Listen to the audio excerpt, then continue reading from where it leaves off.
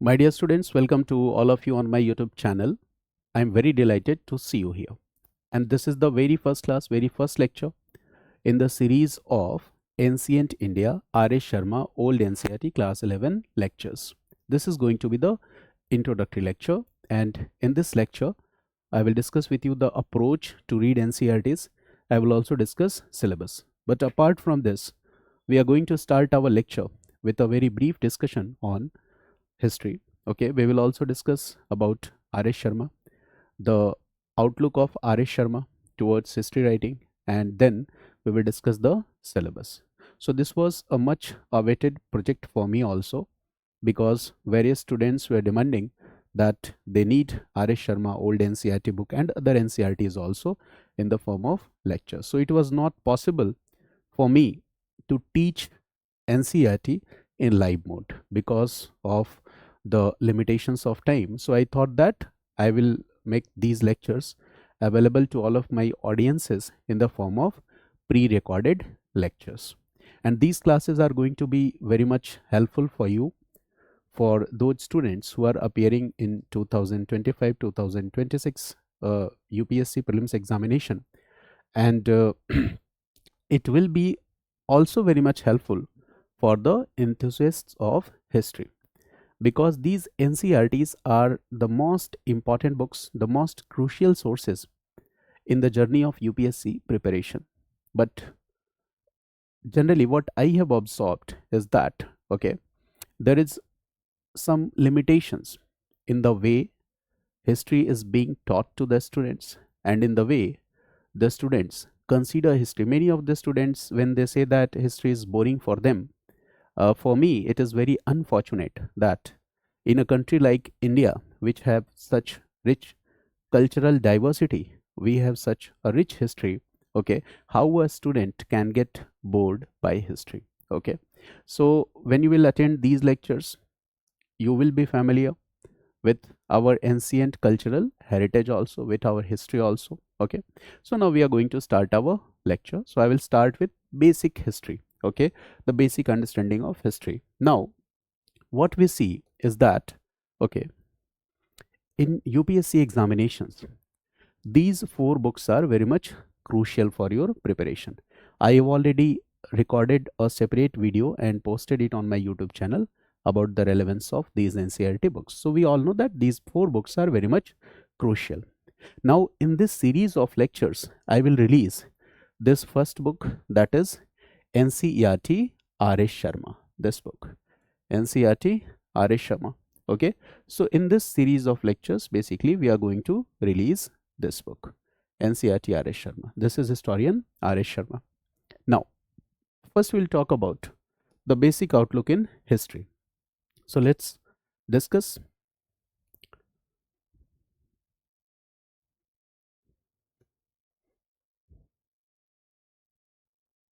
Okay, so we all know that when we talk about the history of Indian national movement, okay, generally we consider formation of Indian National Congress in 1885 as the beginning of Indian national movement. You will find this, that this year formation of Indian National Congress in 1885 is known as beginning of Indian national movement. Okay, because Indian National Congress was an organized expression of Indian nationalism, and it was also the first pan-Indian political party. And we all know that the struggle for independence continued till this year, that is 1947. So this is the phase of India's struggle for independence. This is the phase of India's struggle for independence. Now, the second important thing, that our independence in 1947 came at the cost of partition. Our independence at 1947 came at the cost of partition. It means that now there were two dominions, India and Pakistan. Now there was also a very important question, that what were the underlying reasons behind partition of India. This is also a very important topic that all students of history should know. Not only students of history, but we as an enlightened citizens of our country, we must know that what were the underlying reasons for the partition of India. Okay, so that is a separate topic we will discuss in modern Indian history. But we all know that during the course of Indian national movement, there was a communal politics also. During this phase, there was a communal politics. We all know this. This is a basic understanding that we need to understand, that there was a communal politics. And this communal politics was designed by colonial authorities in India. This is a very important point, that the colonial authorities designed a plan, and that plan was divide and rule. Okay, and these colonial authorities were also have started writing history of India. They have started documenting all the important events that were taking place in our country, and they had started writing history in that particular time. Now I will discuss a very important fact with you. You must have heard the name of James Mill. You must have heard the name of James Mill. And James Mill wrote a book in the year 1818. And the name of that book was History of British Rule. Okay, this was the name of the book, History of British Rule. Okay, this book was written by James Mill. And what James Mill did, okay, when he wrote about the history of British rule in India, so he divided the Indian history into three phases. And what are these three phases? So these three phases were Hindu rule, Muslim rule, and British rule. These were the three phases: Hindu rule, Muslim rule, and British rule. Now, when James Mill divided it into three phases, so when you look at this nomenclature, when you look at this tripartite division, you will find that here the basic idea that has been used here for this division is what? Is based on the uniformity of the religious identity of the rulers. It means when you are dividing Indian history into three phases, it means this is based on the uniformity of the religious identity of the rulers in India. Religious identity of the rulers in India. Okay, it means that if the majority of the rulers are Hindus, so you said that that was Hindu age, Hindu rule. If the majority of the rulers were Muslim, okay, so uniformity of religious identity, on that basis you said that that was a Muslim rule, and the third was the British rule. Now this tripartite division of Indian history into three phases, will it be able to promote a kind of communalism? Yes. Okay, it means it will inject the idea of communalism in the minds of Indian people. So this is what? A colonial agenda, a colonial propaganda, right? And in this way the history, the phases of history was divided. But a new nomenclature came into existence in the year 1903. We see a new nomenclature, and this new nomenclature was given by, in 1903 there was a new nomenclature, and this nomenclature was given by Stanley Lane Poole. And Stanley Lane Poole was the first person who divided history into three phases. One phase was ancient history, the second phase was medieval history, and the third phase was modern history. Now what is important here? That Stanley Lane Poole divided the three phases of history as ancient, medieval, and modern history. And here the modern history has been identified with the British rule in India. And this is also a colonial propaganda. When they tried to establish that the modern history is identified with the British rule in India, it means colonial historians are trying to establish this fact that colonialism in India is for the betterment of the Indian people.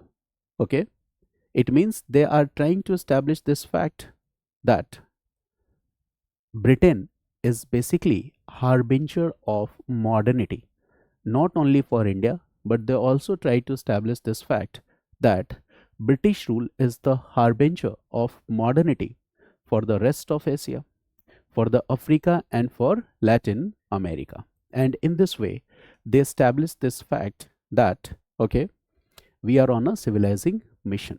They established they believed in the theory of white men burdenship.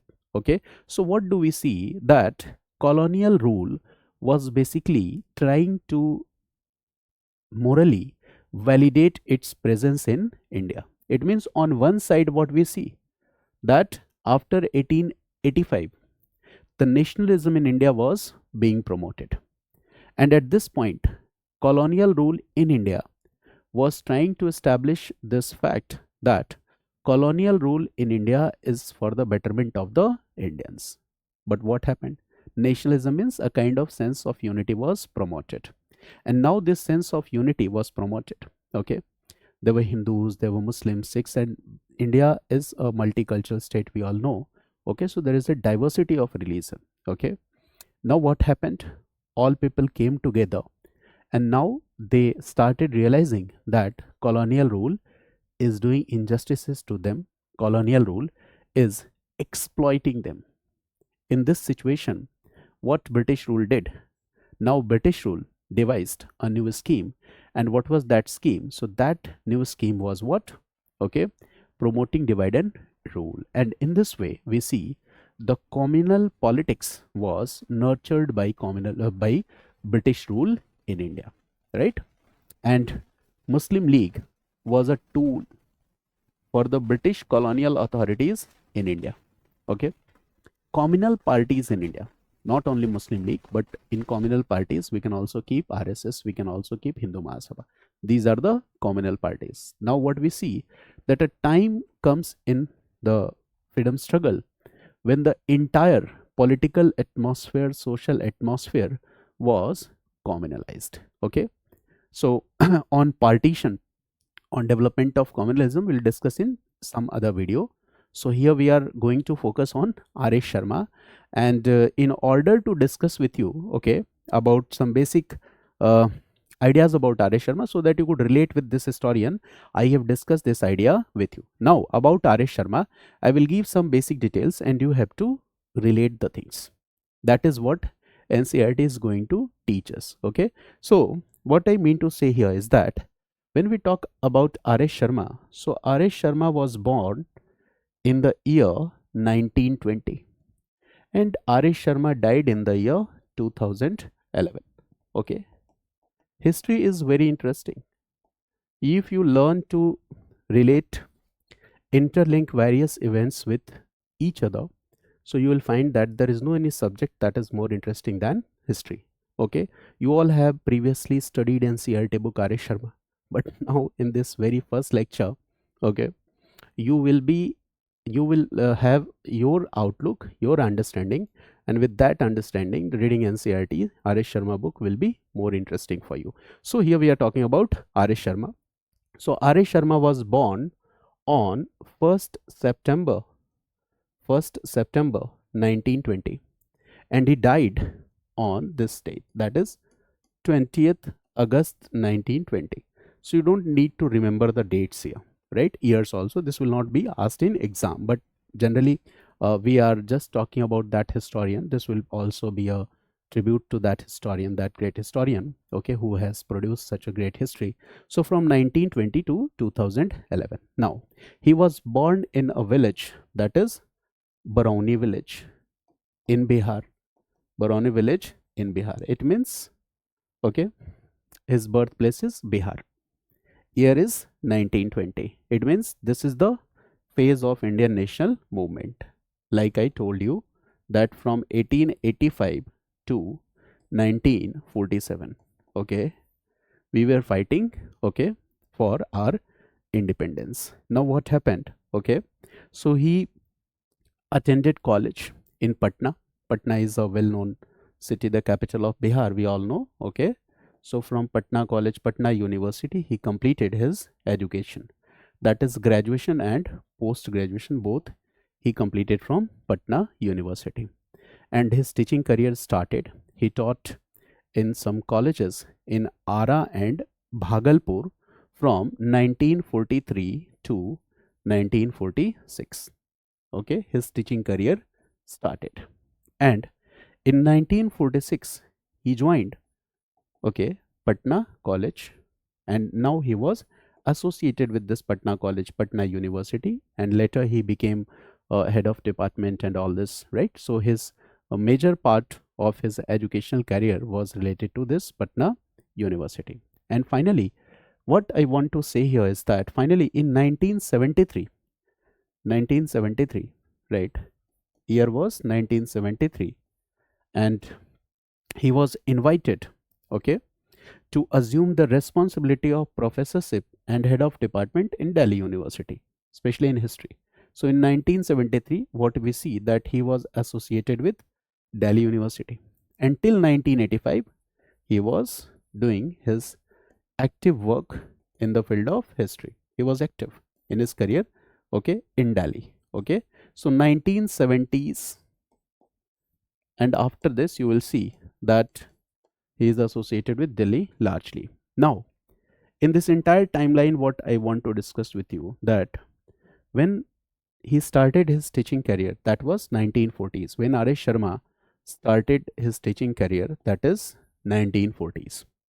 It means he was mature enough to understand what is going on inside the country. Obviously, he was mature enough to understand what is going on inside the country. As a student of history, he was understanding it very in a very clear manner that what is being promoted in the country, the communal agenda and communal politics is being promoted.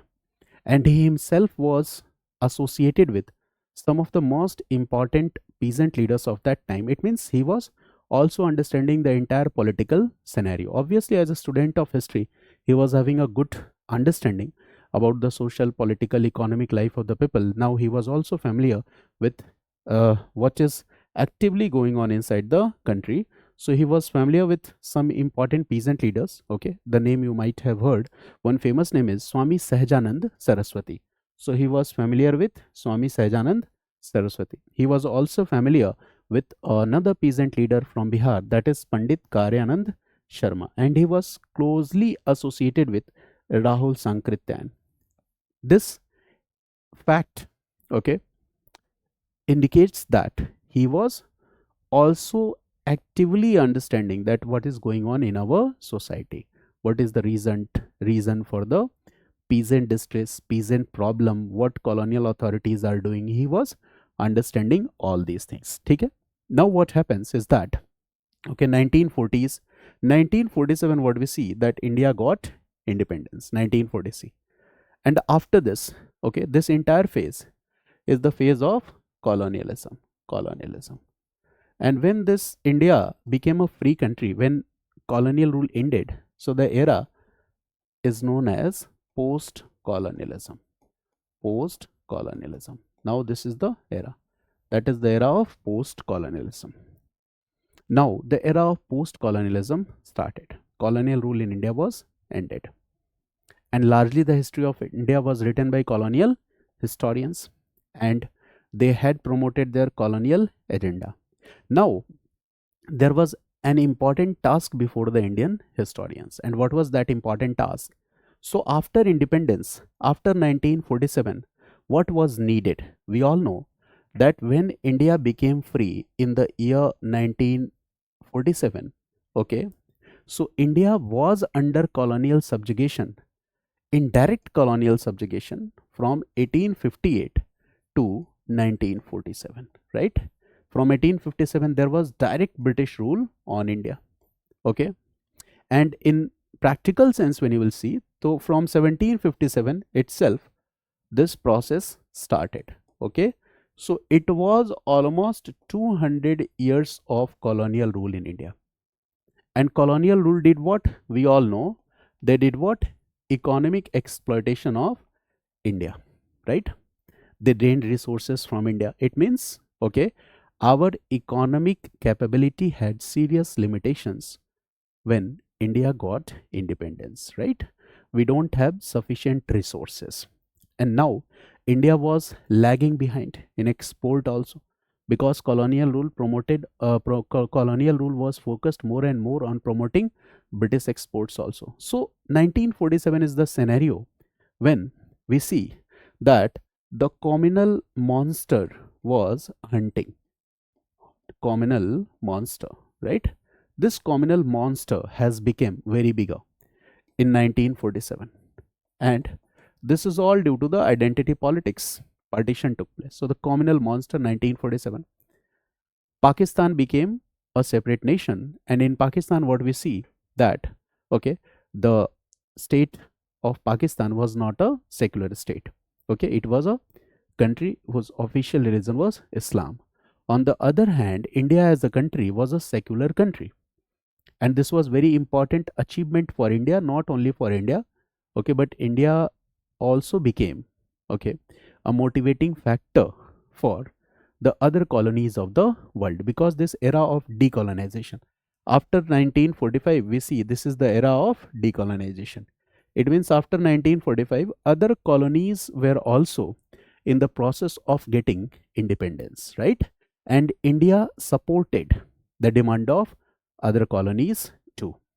And in this entire phase, it means post colonial era, when we talk in context of India after 1945, what we see is that, okay, one ideology was gaining popularity, and this was socialism. This idea was gaining popularity, right? Communism, idea was getting popularity. And what is the reason behind this? So we all know that after Second World War, communism rejected any form of imperialism and colonialism, right? So communism did what? It clearly rejected, right? The stand of Russia is what? No to colonialism, no to imperialism, and say no to all forms of exploitation. So this idea was also getting popularity. And we all know that when we talk about communist ideas, so the ideas of Marx are pillar for the communist ideas. So 1945 was the era when these Marxist ideas, after 1945, what we see that these Marxist ideas and Marxist historiography, this approach of historiography was very much popular. Got it? And R S Sharma adopted the model which was given by Marx. Okay, that is, the model is historical materialism. We will discuss Marxist historiography in a separate video. So here this is the entire story. So I'm saying that R S Sharma adopted the model, that is historical materialism. And R S Sharma says in very simple words that historical materialism, he explained in a very simple manner, and he says that no production, no history, right? On that basis, he explained this historical materialism. I will also discuss with you that concept. So this Marxist ideology was getting popularity. So R S Sharma outlook of writing history is what? Marxist historiography, right? And this Marxist historiography did what? Okay, this Marxist historiography rejected communal historiography, right? They rejected communal historiography. Okay, absolutely rejected communal historiography. So what was the need of the time after 1945, right? The historians also had an important task of nation building. This we need to understand. After 1947, the historians also had an important task of nation building, right? We had to build our institutions. We had to promote agriculture, production, productivity. We had to promote economic activities, commercial activities in India. Okay, we had to build scientific and technical education institutions. So there was a lot of things that we needed to do. It means the democracy in India after 1947 was in nascent stage. This democracy was in nascent stage, and we all know that this nascent stage of democracy needed nourishment, this nascent stage of democracy needed nourishment, right? After gaining freedom. And this was excellently done by our first Prime Minister, Jawaharlal Nehru. It was excellently done. This task was accomplished in a splendid manner by the first Prime Minister of a country, that is Pandit Jawaharlal Nehru. His scientific outlook, we all know that he focused on building institutions in India. He focused on building structures in India, the functional parliament, free press, independent judiciary, right? And the scientific outlook of Jawaharlal Nehru, his vision towards science, okay, and his outlook towards history was also very much excellent. He was not professionally a historian, but when you will read his book Discovery of India, you will find that he was, in sense, a very good historian. In practical sense, he was a very good historian. Okay, so these institutional aspects that were developed after 1947 were very much important for our democratic system. It was very much important for the parliament. It was very much important, okay, to develop the parliamentary institutions. Now, in this process, some other people came forward, like we all know the name of B.R. Ambedkar, and there were hundreds of other intellectuals, okay, who contributed, okay, in designing and drafting our constitution. And this constitution helped to secure justice, liberty, equality, and fraternity. Okay, so we all see that our democracy was a nascent democracy and it needed constant help, support, and constructive approach to build this entire system. Now, here, what is the role of a historian? After 1947, can you imagine about the mindset of the people? When we use this word communal mindset, obviously, okay, the minds were filled with the idea of communalism, because 1947, when partition took place, hundreds and thousands of people were killed. Okay, there were mass rapes, murders, violences, okay, and large scale displacement of population from India to Pakistan and Pakistan to India. People lost their lives, people lost their relatives, near and dear ones, their land. Okay, so there was a great dissatisfaction in the minds of people. There was a kind of fear and sense of insecurity in the mind of Hindus against Muslims, and in the mind of Muslims against Hindus. It means what we see, that after 1947, Hindus and Muslims, India now was declared a secular country. India was a secular country. Now Hindus, Muslims, all people will live together, but still they had a kind of sense of fear and insecurity against each other. Now just imagine that in this situation, it means after 1947, if communal historiography would have got the state patronage, right? So what could be the future of India? Just imagine. For example, the scenarios today, right? We all know. Okay, so if after 1947, just reverse this entire scenario, and if 1947 onwards, okay, if the young minds will be filled with the communal sentiments, so what could be the future of this nation? The communal hatred, obviously, if this communal hatred would have been fueled by our politicians, okay, so in the lack of communal harmony, it was a greater probability that the nascent democracy that came into existence after 1947, it was very much difficult for this democracy and constitution to survive in that political circumstance. So we must be thankful to our first Prime Minister, Jawaharlal Nehru. We must be thankful to our constitution maker, B.R. Ambedkar, and hundreds of intellectuals who came forward and they completely rejected this communal notion. Okay, and this task was accomplished by a group of historians also, and these historians took the task of nation building, right? And how this nation building could be done, this is also very much interesting. Now the historians, how they will complete this task of nation building. So they will write history, but while writing history, they will focus on this task of nation building also. So nation building efforts will also be an important priority while writing history. It means while writing history, okay, the objective will be to promote a kind of scientific historical consciousness among the students, right?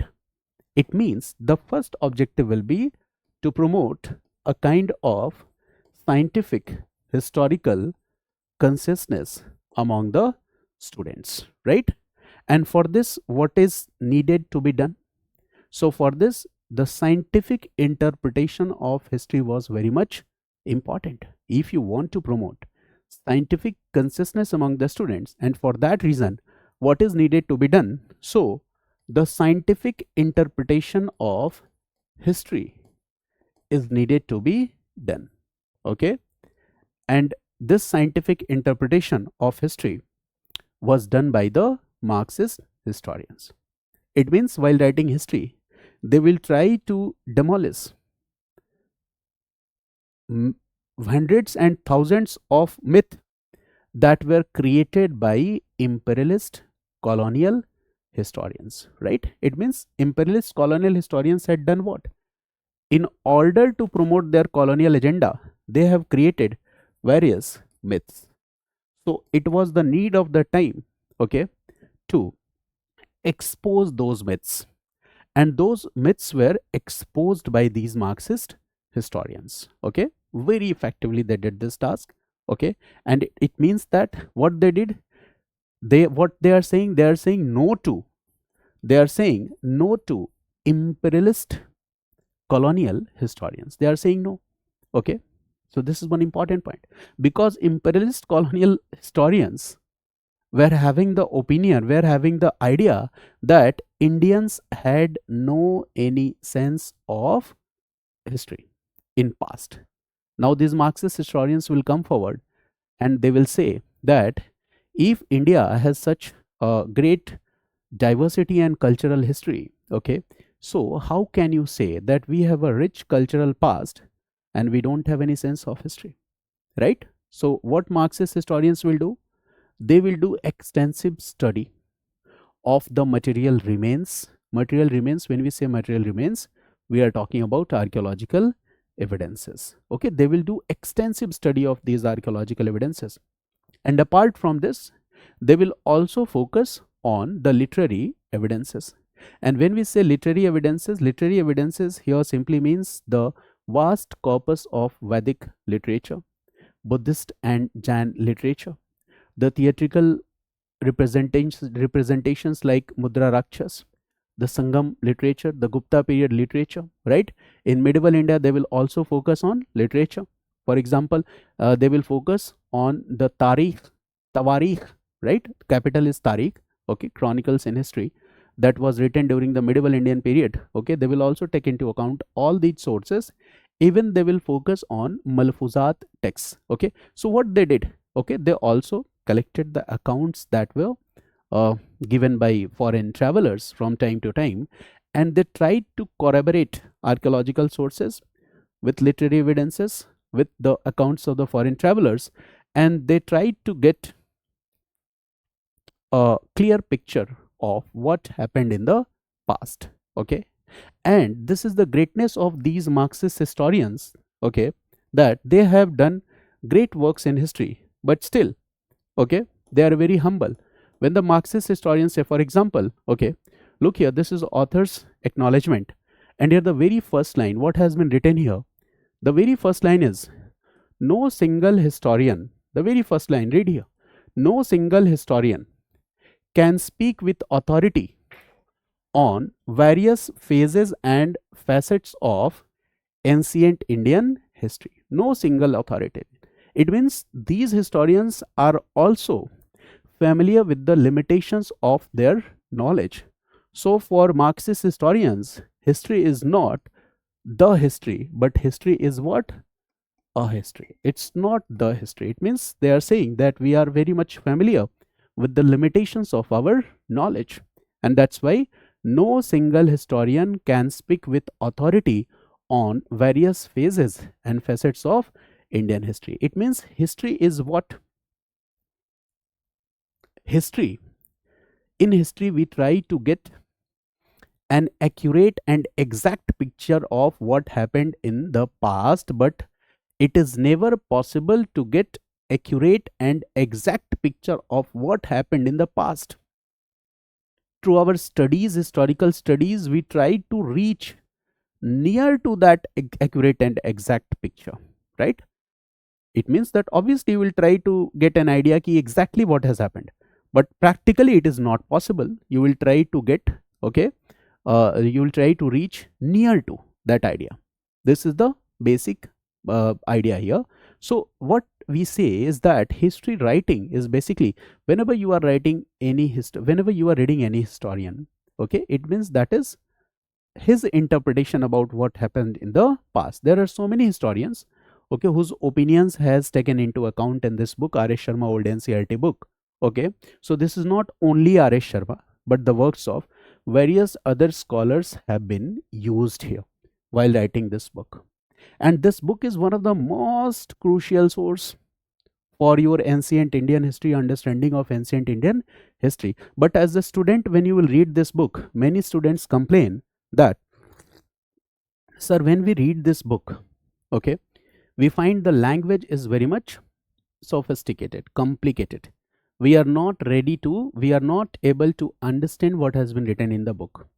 So here, there is no any mistake of the writer. This is the limitation of our education system.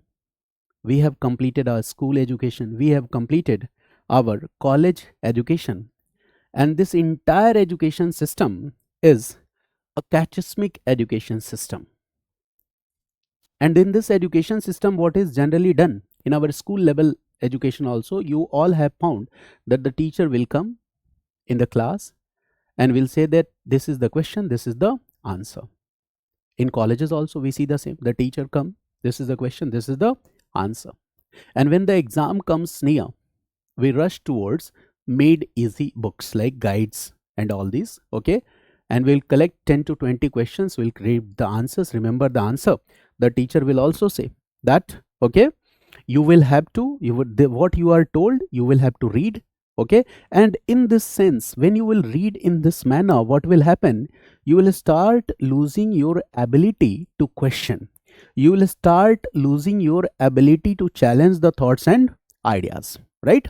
And in this situation, you are not educated, you are ill educated. And these ill educated people will do what? Okay, educated people form educated electorates. They used to ask questions, okay, they used to raise doubts.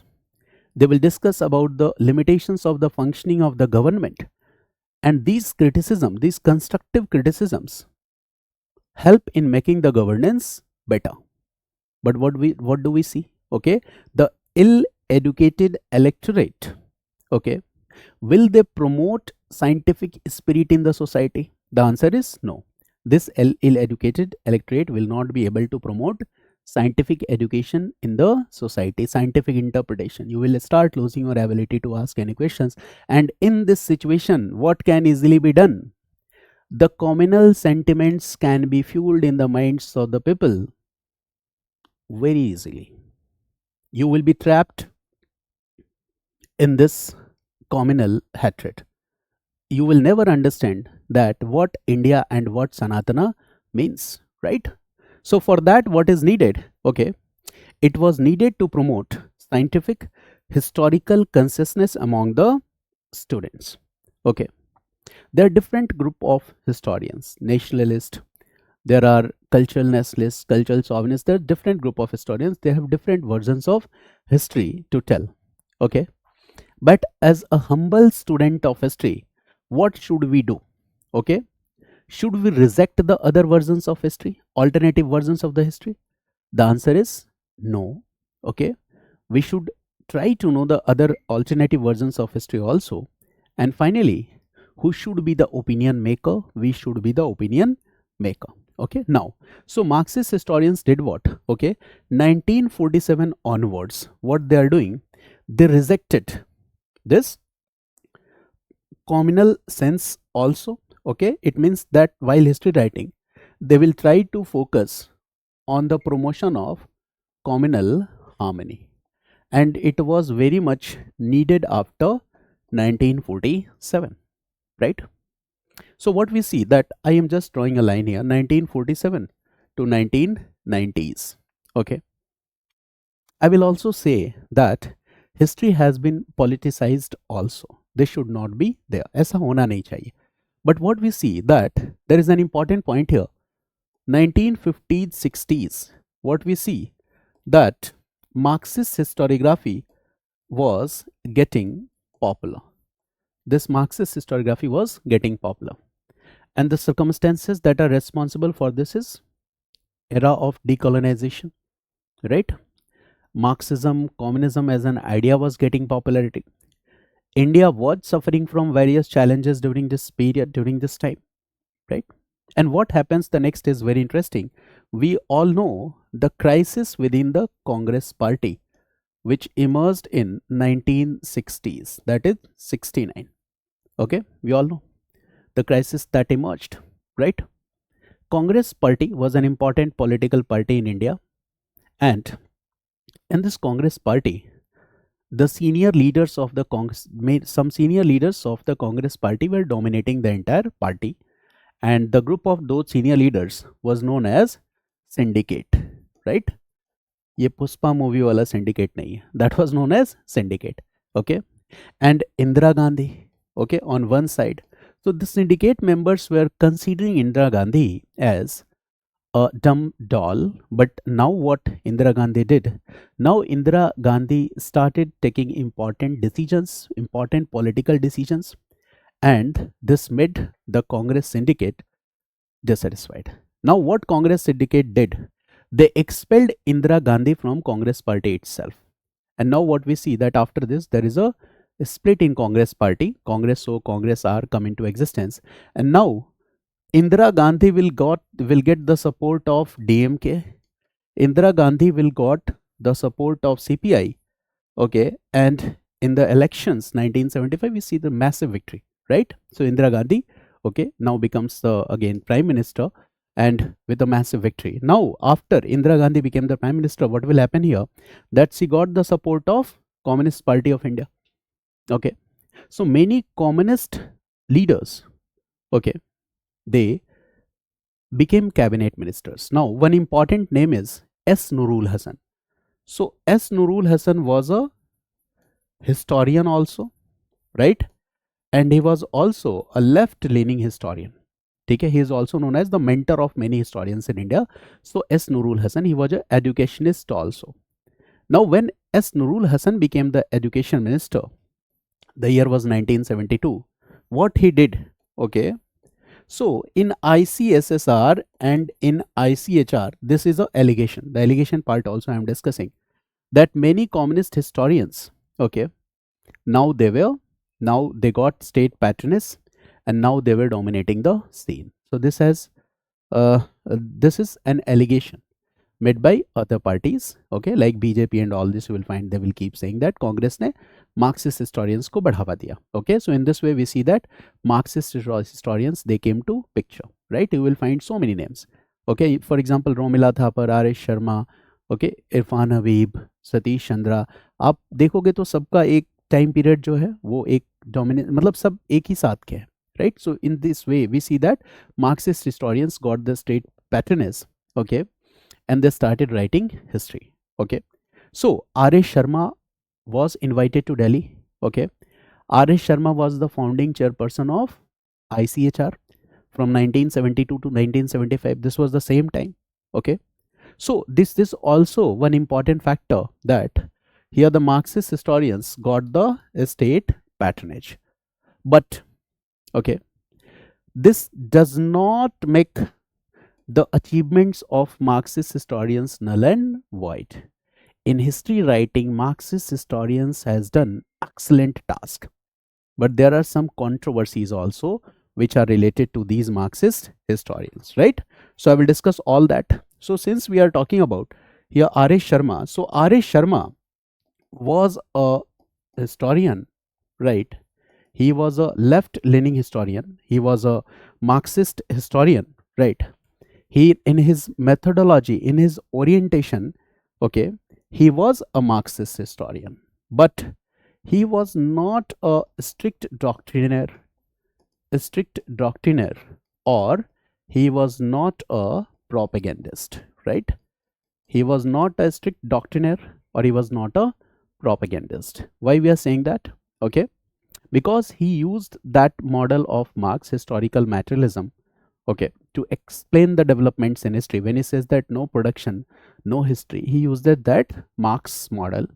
But as at various points you will find that he had also questioned the methodology of Marxist historiography. So that's why we are saying that he was not a strict doctrinaire and he was not a strict propagandist, right?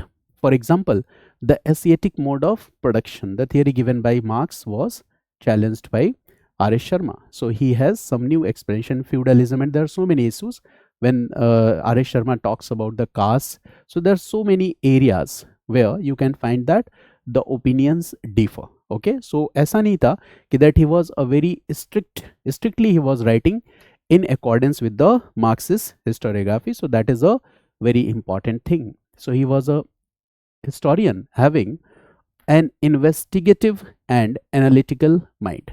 And what a investigative historian will do?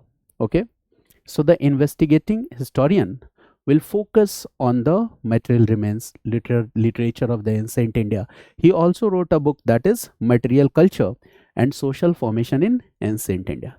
It means he is discussing society on the basis of material culture in India. For example, R S Sharma, when he write about coins in India, numismatics is the study of coins, you all know. So when R S Sharma writes about the coins in India, you will find that according to R S Sharma, coins are the stamps of society. So what does it mean? It means that he is explaining history, and for him history is a very broad, okay, structure or outline. हम इसको बहुत confine करके नहीं दे सकते. He wrote important book on economic history of India also. He wrote a book that is Shudras in Ancient India. He wrote a book that is Aspects of Political Ideas and Institutions in India, okay, and Indian feudalism. Okay, so R S Sharma has important work, okay, and his writings are related to political history, social history, economic history, right? He also talks about society, caste, okay, he talks about varna, he talks about shudra, he talks about women, okay, he talks about forms of property, land, and everything, right? So we see that R S Sharma was a Marxist historian, and he was having a great contribution in history writing, and he uses this model of Marx, that is historical materialism, for writing the history. In any another lecture I will discuss historical materialism, because I wanted to keep the duration of my lectures, okay, very you can say that minimum duration, but in the first class ये तो थोड़ा लंबा होना ही है, right? So historical materialism I will discuss later, but simply you can understand that when R S Sharma explains historical materialism, he explains it in the most simple way, that is no production, no history. Okay, it means when he will discuss about society, he will discuss it largely on the basis of production, surplus production, right? So that is an important point here, that R S Sharma talks about the society's ability to production. Society's ability to production. He talks about this, the society's ability to production. And when he talk about society's ability to production, okay, on this basis, he has done a multi-pronged analysis, society's ability to production. On this basis, he has done multi-pronged analysis, and this analysis is related to status of Shudras and women in ancient India. This analysis is related to status of Shudras and women in ancient India. His analysis is related to different stages of economy. Analysis is also related to different stages of economy. His analysis is also related to, okay, evolutionary aspects of state formation. So he also talks about evolutionary aspects of state formation, right? He also talks about rise and fall of urban centers in India, right? Rise and fall of urban centers in India. He talks about the emergence and dissemination of feudalism and other important phenomena in India. And finally, he says that, okay, theory of surplus is very much important, and this theory of surplus has led to the class formation in India. Okay, for example, I will just tell you a simple story so that you could relate to the thing, because historical materialism I will discuss separately. So theory of surplus means what? For example, okay, people, okay, there are two kind of thing. One is what, when I will discuss ancient India, I will discuss with you that one part is subsistence economy and the second part is surplus economy. Subsistence economy means what?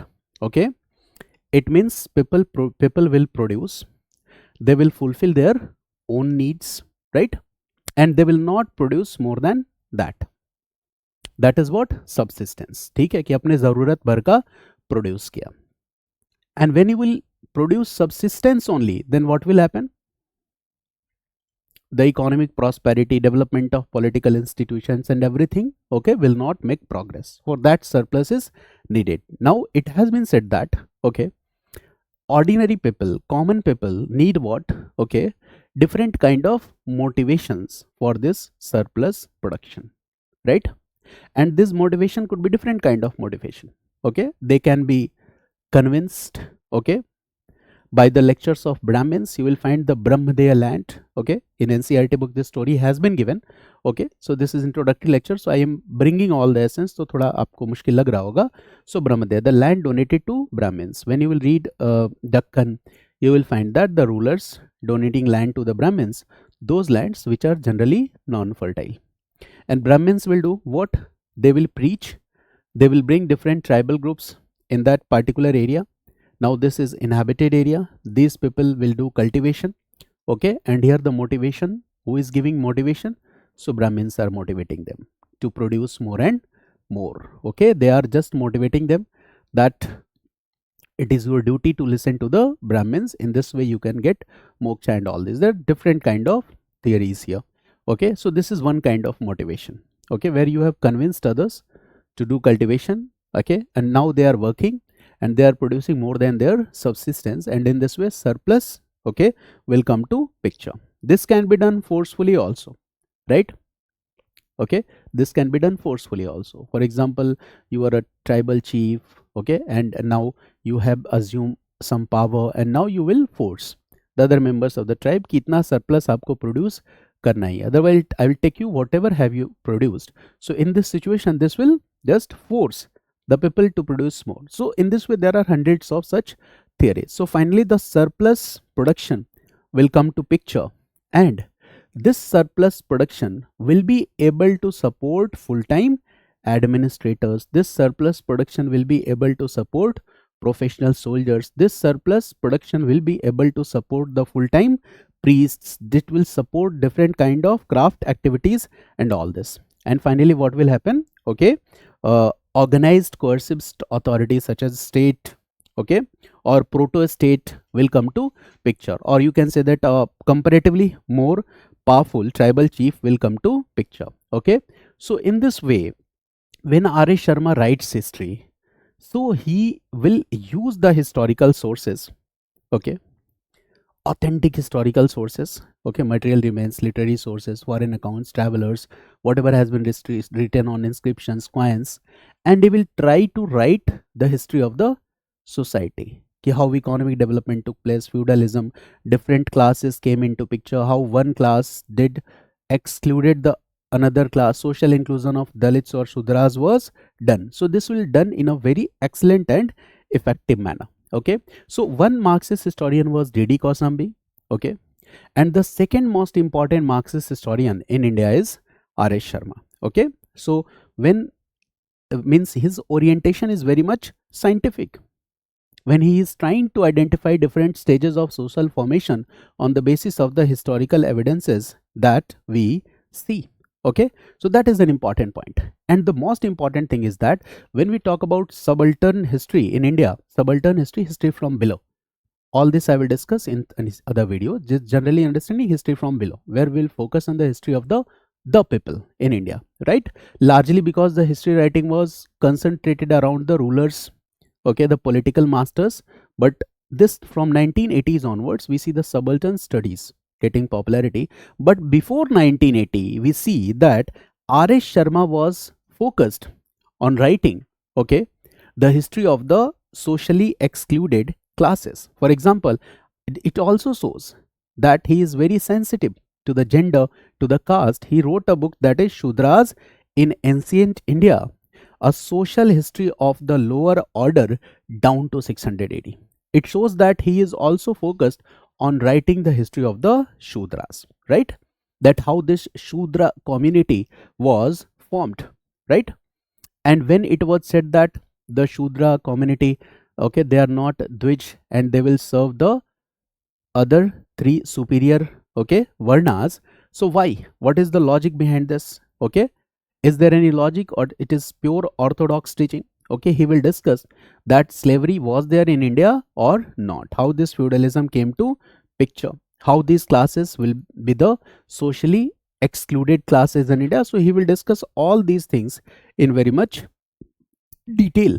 Okay, so R S Sharma uses a very unique approach while writing history. Okay, and he is very much focused and concentrated to write history that is also history from the below. He wrote in extensive manner about the land rights. He wrote about landed intermediaries or beneficiaries, which you call feudal lords or the zamindars, right? How these zamindars, landed intermediaries, got the fiscal, administrator, judicial and police powers. How one class became very much dominant and this class ensured the subjection, exploitation and immobility of all forms of labor, right? So we see that R S Sharma has done an excellent task here, right? Now he was a teacher also. Now what I always say is that the responsibility of teacher in the society, okay, you cannot see that responsibility with a tunneled vision. This responsibility is bigger than the other responsibilities in the society, because a teacher at the same time he is a classroom preacher, a teacher at the same time he is an activist also, an activist who always fight against the communal ideas in the society, an activist who will always fight against obscurantist thoughts and behaviors in our society, and an activist who will always raise his voice against the casteist and fascist forces in the society. Okay, and how it can be done? Once we start learning the scientific reason behind anything. For example, you read Italy, you read Germany. Okay, so within a very little span of time, short span of time, these countries became very much powerful because the citizens worked hard. They were motivated to do that, and from where this motivation was coming, that was aggressive nationalism. So when you read history, okay, you start developing a wider perspective. Okay, and this wider perspective is very much helpful, okay, in your improving your, okay, analytical mindset. Okay, and this is helpful in other applying other subjects also. Now R S Sharma, obviously his history writing is also not free from controversies, right? What are the controversies? Okay, for example, many people will put an allegation that R S Sharma is always targeting the elite Brahminism or the Brahminism. Okay, कि Brahminical culture को बहुत ही गलत तरीके से present करके दिखलाया.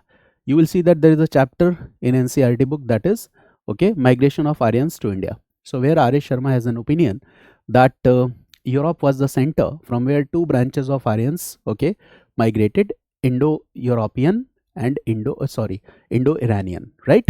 And what he says that these two branches in different intervals of time, they came to India, they migrated to India.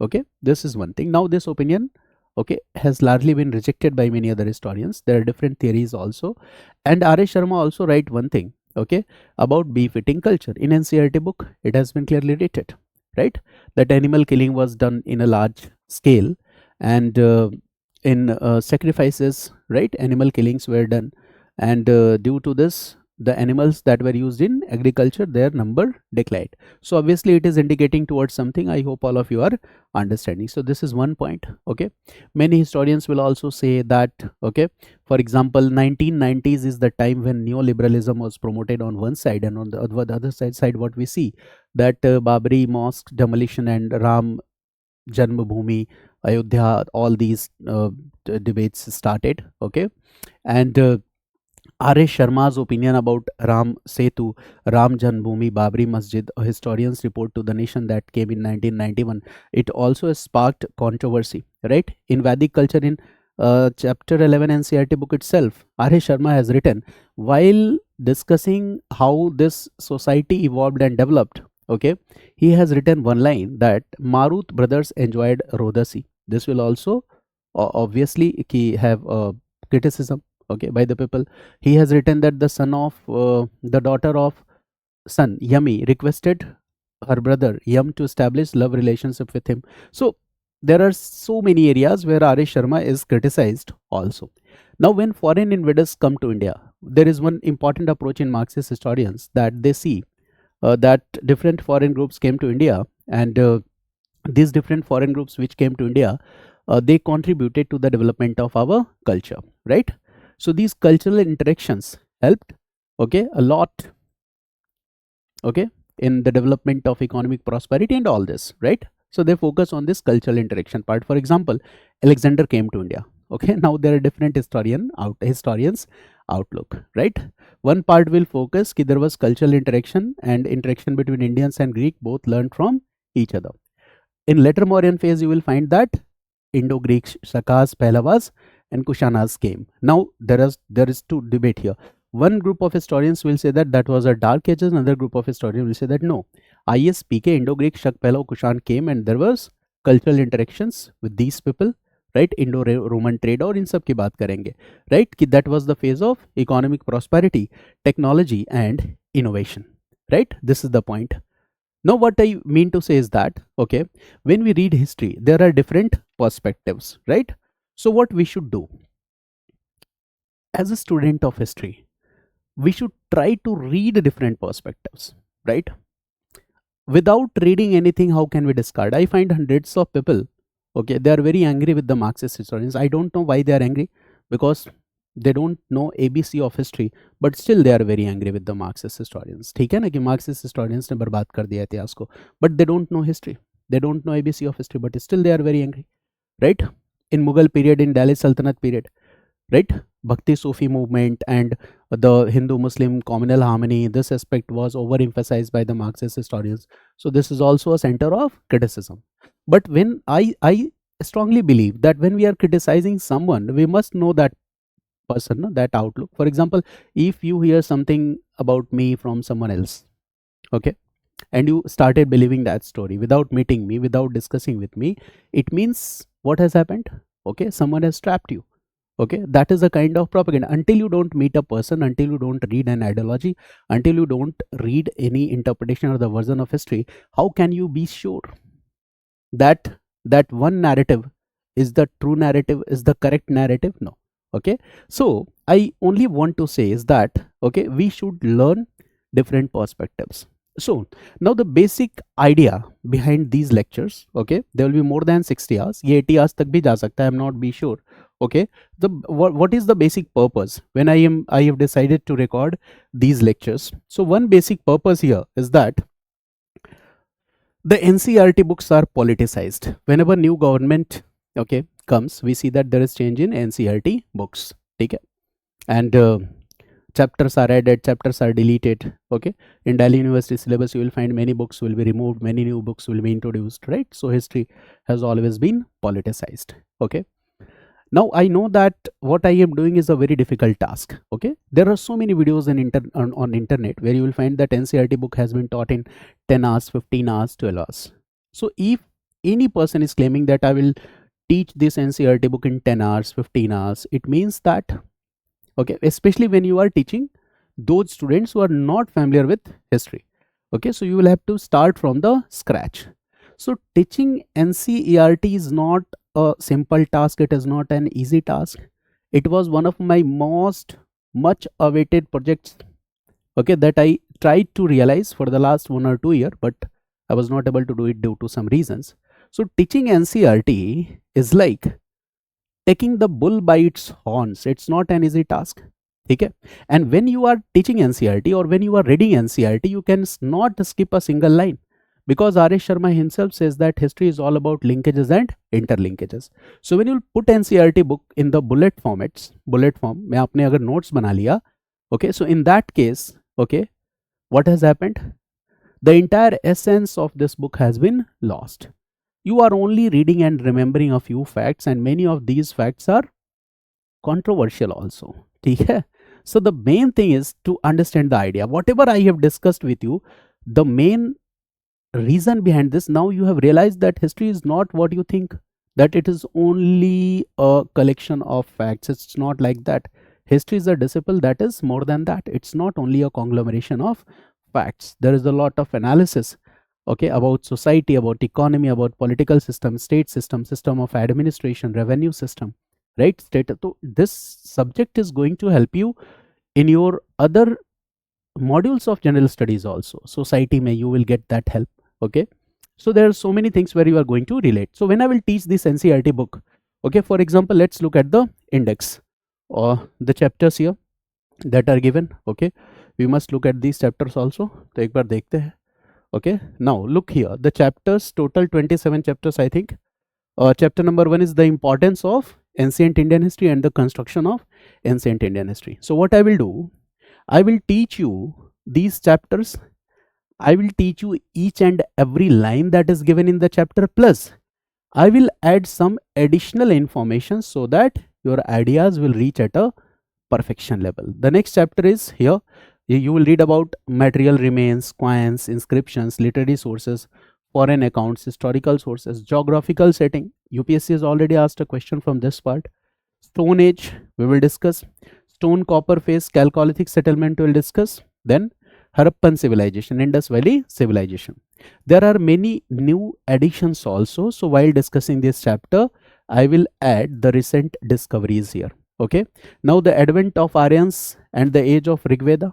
Okay, Aryan migration from Europe. This theory has been discussed. So when I will discuss this NCERT book with you, I will discuss with you, okay, the alternative, okay, theories also, right, that I will discuss with you. Later Vedic, expansion in later Vedic period, Jainism and Buddhism. Then the next chapter is territorial states and first Magadh Empire, Iranian and Macedonian invasion. So historical perspective I will discuss. ठीक है, here that is absent here. I will discuss that. Debate भी मैं include करूँगा. State and Varna society in the age of Buddha 600-300 BC. Age of the Mauryas, significance of Mauryan rule, right? And the next one is, okay, Central Asian contexts and their results. So here we are talking about later Mauryan period. We are talking about Indo-Greek, Shak Pahlav and Kushan. The age of Satavahanas, that is a very important topic. The dawn of history in the deep south, we'll also discuss that. Craft, trade and towns in the post-Mauryan age. It means economic history. We'll discuss that. Rise and growth of the Gupta Empire, Samudragupta and Chandragupta II. We have to read in detail. We'll discuss disintegration, fall. We'll discuss life in the Gupta age, administration, economic history, that is trade, rise of the landed class, feudalism, social developments, Buddhism, Jainism, art, literature, science and technology. This all we'll discuss. Then Eastern India, right, especially in Odisha, Eastern and Southern Madhya Pradesh, Bengal, Assam. Here, okay, the formative phase we'll discuss. And then Harshavardhan, the Vardhan dynasty, right, that how the center of power shifted from Patliputra to Kannauj and what was the story. We will discuss all that. Formation of new states and rural expansion in the peninsula, India's cultural contact with the Asian countries, transformation of ancient phase, and the next is sequence of social changes and legacy in science and civilization. So there are total 27 chapters here. I will discuss in very much detail. We will not be selective कि हमने bullet form में notes बना लिया. No, I will display each and every line. I will discuss the concepts with the help of sketches and diagrams so that you could make the running notes all together. You will read this original NCERT book, okay, and you will find that your ideas are very much prospered, enriched. Okay, so there are 27 chapters total. Now what I will do is that I will upload 1/3 of the lectures on my YouTube channel for free. Okay, this is the model which I am following, that whatever the course I am announcing, 1/3 of the lectures will be available on my YouTube channel for free, so that whenever you are purchasing any course, okay, you must take an informed decision, right? The courses you will find that the courses are 999 only, but when this amount, okay, this amount is not small. Whenever you are spending 999 in online mode, if there are 10,000 students, 1 lakh students, so the total amount is, okay, much higher than you are expecting. So even if you are paying somewhere 599, 499, 999, so you must be very much informed, ठीक है, क्योंकि आप दे रहे हो 599 or 999, but in this way, if thousands of students will pay, okay, so the revenue is, okay, very much. So you must be very much aware. If you are paying 100 rupees, 200 rupees, 1000 rupees, तो आपको आपके product को ठीक ढंग से evaluate करना चाहिए, right? So this I am doing that 1/3 of the lectures. It means total 9 chapters. Total 9 chapters. This lecture was a introductory lecture. Now the remaining 9 chapters I will upload on my YouTube channel. So you can watch these 9 chapters. You can get the idea ki what is the right approach to read NCERT, and you can also, okay, take a decision that my teaching methodology suits you or not, right? Because whenever I teach, okay, so I don't teach for the, means my focus is those students, those serious students, okay, who are seriously devoted to this exam. So obviously they will get my videos, okay. It's not for all. Non-serious students will not buy it. I know this, because whenever I am teaching, I do this in a very responsible manner, okay. So my focus is on the content and the quality of content and what is its relevance to the examination. मैं वो popular culture को नहीं introduce करना चाहता. That's the point. Okay, so if you are a serious student, you can get this course. Now there are some more details about this course, okay. So this course will be in the form of pre-recorded lectures. There will be more than 60 plus hours of classes, okay, in the form of recorded lectures, and all lectures will be taken by me, okay, and these lectures will be available for sale from 1st June 2025. So this course has been designed for particularly for those students who are going to appear in 2026, ठीक है ना. So till 1st June 2025 you can get 9 lectures on my YouTube channel, and then on 1st June 2025, if you want to get all lectures, so you will contact at the number that has been provided here, okay. So the informations will be shared with you and you can purchase the courses at the most affordable price of 999 only, right? So R S Sharma old NCERT book, complete analytical lectures, you can get in 999 only. And apart from this, I will also make an announcement that I have started my history optional course in online mode, and this optional course is also going to be started from 1st June 2025, but it will be in live mode, okay.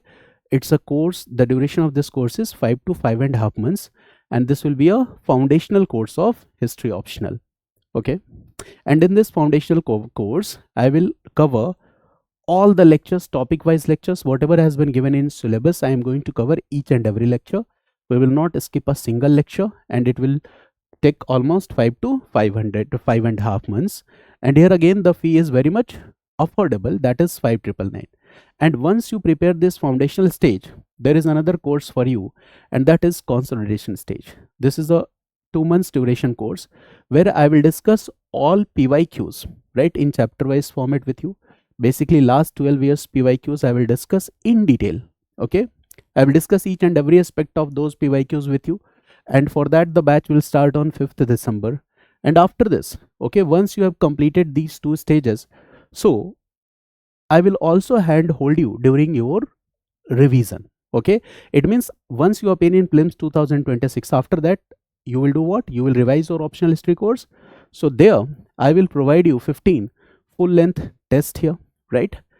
You will identify your weaker areas and the portions, and you will be given opportunity to interact with me directly on Zoom meetings, so you can ask your doubts. Okay, you can attempt this full length test series, and all these full length test series you will get video lectures on the discussion of these answers. So this course, okay, you can get enrolled for this course. Okay, the date will be announced later, but it will be announced, okay, after prelims 2000, okay, 26.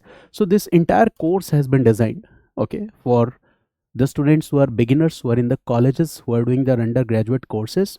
So if you get these courses, and if you are a student of history, obviously this is going to help you a lot in your undergraduate exams also.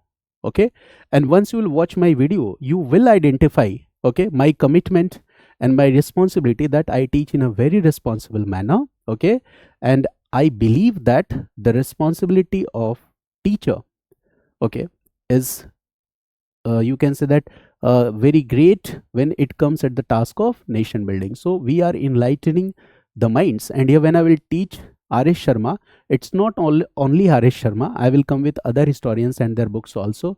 I will also discuss the alternative history. Okay, I will discuss everything. Okay, allegations and all this.